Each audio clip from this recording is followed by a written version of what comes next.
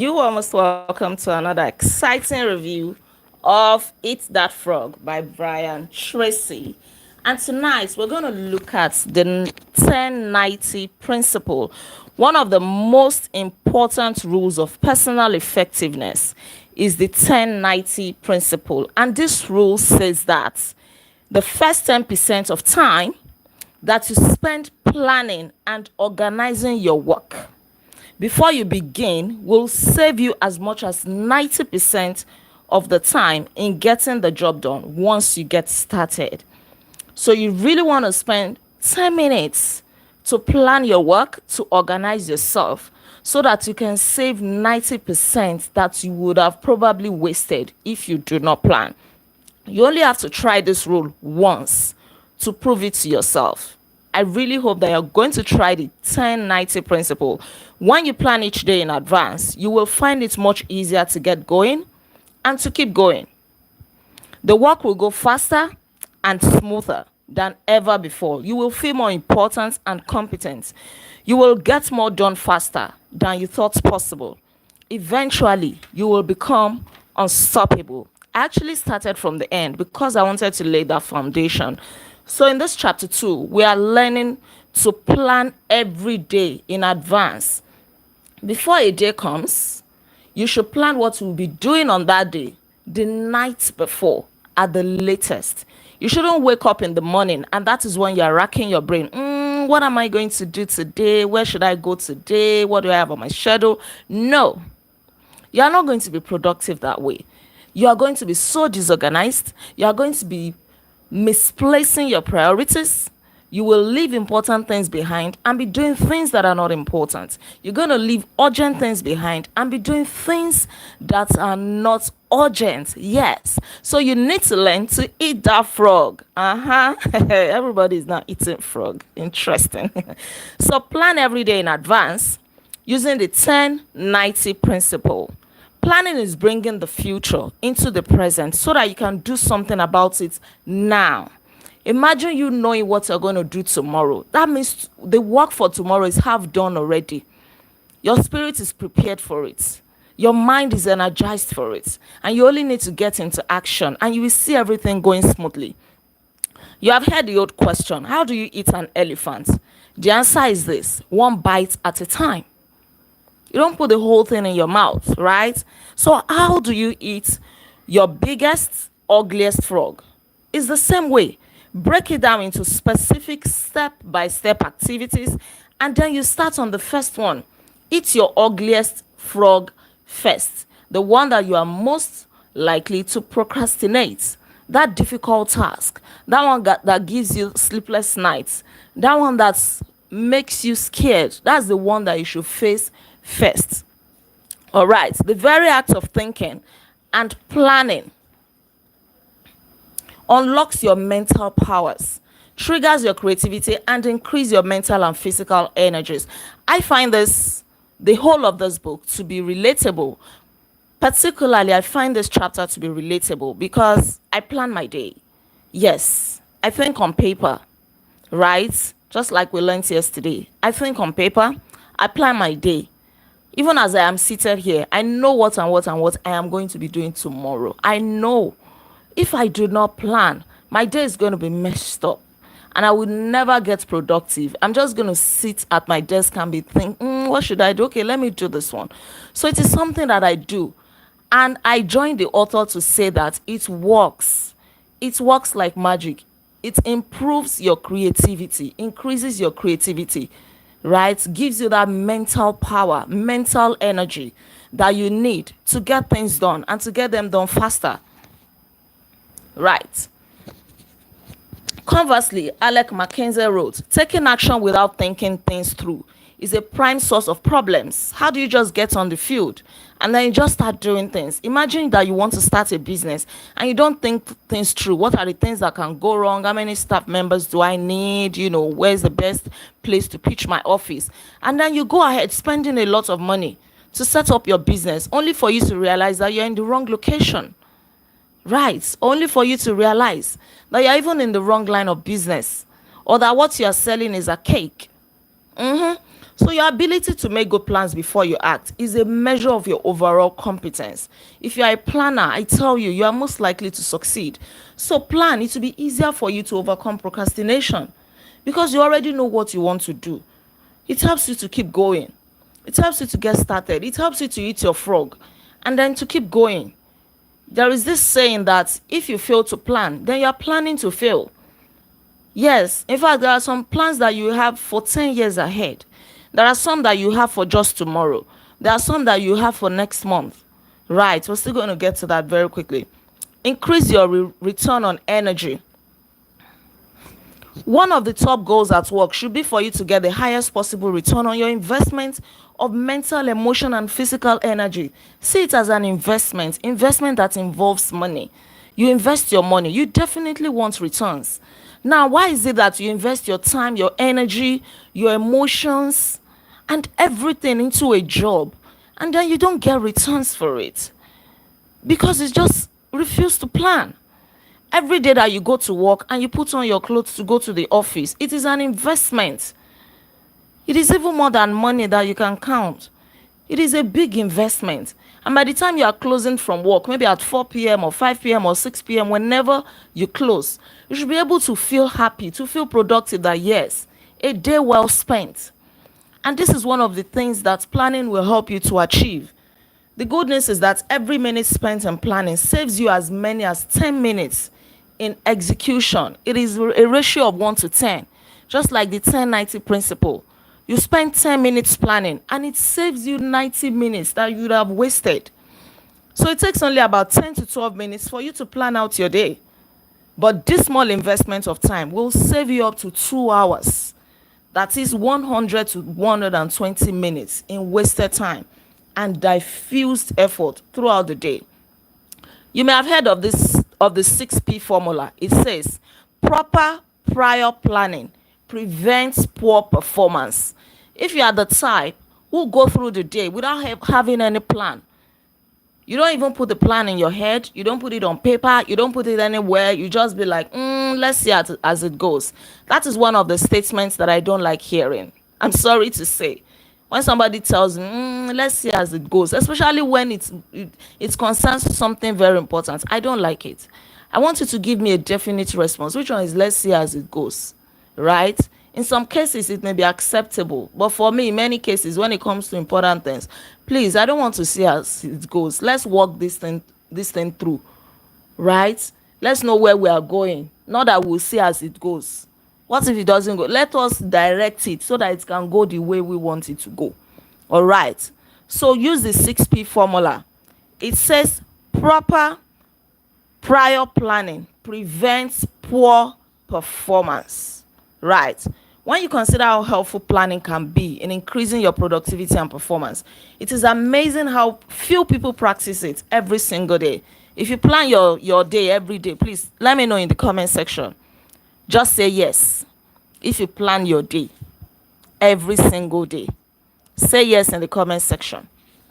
Let's know how many of us plan our days, right? It is very simple, but not many people do it. You just wake up in the morning, you don't have direction, you don't have a definite plan. Right. Thank you. I see 2 responses. Very good. I've never been doing that. Okay, it's good that you're confessing. I'm very sure that from today, you're going to start doing it. Oh, Dinky does it too. Fantastic. Please, it is I do it. And it helps me a lot. Like, it helps me. I really cannot overemphasize it. It helps. Thank you. It works like fire. That's the thing. You plan your day. In fact, before you go to bed the previous night, like today, before you go to bed, it should be the last thing on your mind. Except you want to meditate on the word of God before you sleep. If that is your culture, fine. But if not, let it be the last thing on your mind. As you are sleeping, it is in your subconscious. You think it through in your dream. Like the work is already done in your mind. It's just for you to lift your fingers and put things where they should be or put your feet where they should be. But the work is already done in your mind, in your brain. And it makes it easier. It saves you a lot of time. Where all you need is a piece of paper and a pen. The most sophisticated Palm Pilot, computer program, or time planner is based on the same principle. Write it down. Whether you're writing it on your phone or on paper. Just make sure that you write it down. Sit down, make a list of everything you have to do before you begin. It will even save you money too. If money is involved, it is going to save you a lot of money, right? And it will help you to see the things that you cannot control. It will help you to avoid a lot of errors, wasted effort. You will see those things that you may not be able to handle, that you will have to ask somebody, this thing, or do you think I should do it this way? You will seek advice. It helps. 2 extra hours per day. Always work from a list.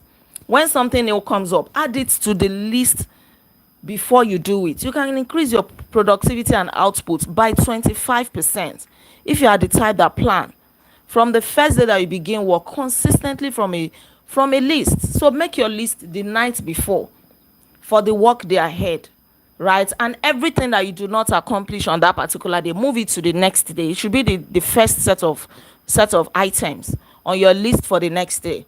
And then everything that you are supposed to do for the next day can now come under. It will really help your mind. You will wake up feeling energized, having great ideas. Maybe as you're about to close your eyes, you're thinking, oh, how can I write that proposal? An idea will drop in your head, right? You have the work half done already. So the more time you take to make written list of everything you have to do in advance, the more effective and efficient you will be. Now, different lists for different purposes. You need different lists for different purposes, right? First, you should create a master list. And this is the list that contains everything that you have to do in the future. Everything, as much as you can remember. Write everything down. So this is the place where you capture every idea, every new task, responsibility, activities, and everything. And then you start sorting them out later. So secondly, you have a monthly list that you make.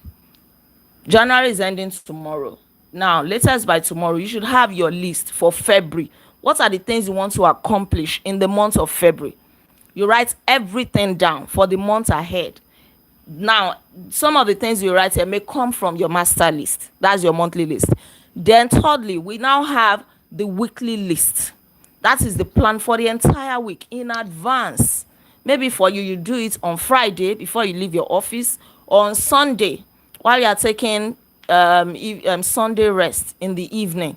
You write out the things that you're going to do for that week, right? And then as things come up during the week, you populate your list. This discipline of systematic time planning can be very helpful to you. Many people have told me that the habit of taking a couple of hours at the end of each week to plan the common week has increased their productivity dramatically and changed their lives completely. This technique will work for you as well. It works for me. It works for so many people here who have testified to it.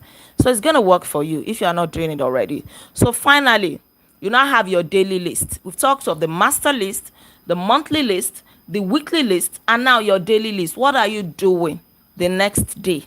Don't forget, you get that plan ready the day before. Right, the specific activities you want to accomplish the following day. So as you walk through the day, you tick off your items. Oh, I've done this. I do it a lot. I tick it off. It gives you that sense of progress, that sense of excitement, that you are being productive, that you are spending your day very well. It helps. It makes you to want to give yourself a pat on the back, like well done, well done, well done, right? And it helps you not to procrastinate. You know what you are going to be doing. You just go through your list. Okay, I have to send this email. You send it. You tick it off. Done. I have to write this proposal. You write it. Even if you don't finish it, maybe you have told yourself you're only going to write 3 pages. You write 3 pages. You tick it off. Done. Tell me, how does that make you feel? It gives you a good sense of endorphin, a feeling of endorphin, fulfillment. Thank you. Yeah. And it raises your self-esteem and self-respect. You will see your visible progress, which will propel you forward and helps you to overcome procrastination. Now, let's look at planning a project. You may have a project at hand, any kind of project. So begin by making a list of every step that you have to complete to finish the project from the beginning to the end. Now, organize your list in order of priority and sequence. Which one should you be doing first? So that you don't do the first thing last and the last thing first, right? Put your projects on a paper or computer if you are the technology type. And as you walk through your lists, you will feel more and more effective and powerful. I talked yesterday that you must have a journal. I don't encourage you to have a sheet of paper. You're going to lose those sheets of paper. Have a proper journal, a book that will pay you if you lose it, because you know how much it costs. I still don't have mine here. It's in another room, right?